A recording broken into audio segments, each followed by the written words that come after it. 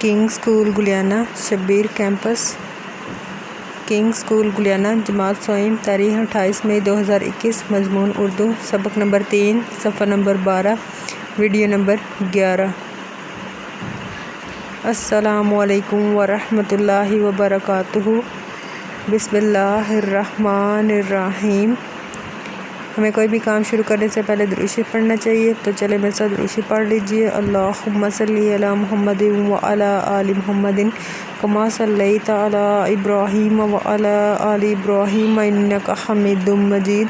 اللہم بارک علی محمد وعلی آل محمد کما بارکت علی ابراہیم وعلی آل ابراہیم انک حمید مجید۔ ان بین الرجل و بین الشرک والکفر ترک الصلاۃ، بے شک انسان اور اس کے کفر و شرک کے درمیان فرق نماز چھوڑنا ہے۔ کام شروع کرنے سے پہلے ہم لوگ دعا پڑھتے ہیں، تو چلے میرے ساتھ دعا پڑھ لیجئے۔ ربی یسر ولا تعسر وتمم بالخیر ربی زدنی علما۔ مجھے امید ہے سب بچے خیریت سے ہوں گے۔ اردو کے پچھلے سبق میں ہم نے آزمائش کی تھی درخواست برائے بیماری کی۔ آج ہم نے سبق نمبر 3 شروع کرنا ہے، تو چلے میرے ساتھ اردو کی کتابیں کھول لیجئے۔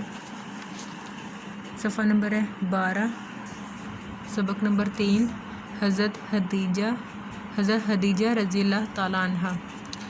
حضرت خدیجہ رضی اللہ تعالیٰ عنہ جو ہیں، حضرت خدیجہ رضی اللہ تعالیٰ عنہ آپ صلی اللہ علیہ وسلم کی پہلی زوجہ محترمہ تھیں۔ حضرت خدیجہ رضی اللہ تعالیٰ عنہ اپنی شرافت اور پاکیزہ کردار کی وجہ سے طاہرہ کے لقب سے مشہور تھیں۔ آپ صلی اللہ علیہ وسلم سے شادی کے وقت حضرت خدیجہ کی عمر 40 سال تھی اور آپ صلی اللہ علیہ وسلم کی عمر 25 سال تھی، ٹھیک ہے۔ اسلام قبول کرنے والی سب سے پہلی خاتون جو تھی وہ حضرت خدیجہ تھی، اور انہوں نے آپ صلی اللہ علیہ وسلم کا اسلام کی دعوت دینے میں بہت زیادہ ساتھ دیا تھا، اور حضرت خدیجہ نے 65 سال کی عمر میں مکہ معظمہ میں وفات پائی، ٹھیک ہے۔ آج تاریخ ہے 28 مئی۔ حضرت خدیجہ رضی اللہ تعالیٰ عنہ مکہ کے ایک عزت دار اور مالدار گھرانے سے تعلق رکھتی تھیں۔ آپ کے والد کا پیشہ تجارت تھا۔ حضرت خدیجہ رضی اللہ تعالیٰ عنہ نے والد کی وفات کے بعد تجارت کا کام اپنے ہاتھ میں لے لیا۔ وہ مختلف تاجروں کو مناسب منافع پر اپنا مال فروخت کرنے کے لیے دیتی تھیں۔ حضرت خدیجہ رضی اللہ تعالیٰ عنہ اپنی شرافت اور پاکیزہ کردار کی وجہ سے طاہرہ کے لقب سے مشہور تھیں۔ جن دنوں حضرت خدیجہ رضی اللہ تعالیٰ عنہ کی تجارت عروج پر تھی، انہی دنوں حضرت محمد صلی اللہ علیہ وسلم کی سچائی اور ایمانداری کی شہرت پورے مکہ میں پھیلی ہوئی تھی۔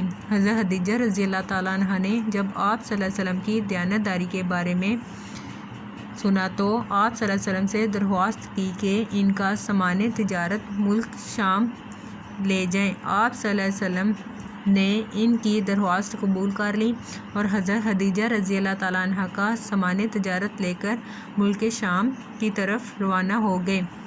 حضرت خدیجہ رضی اللہ تعالیٰ عنہ کا ایک غلام میسرہ بھی حضرت محمد صلی اللہ علیہ وسلم کے ساتھ تھا۔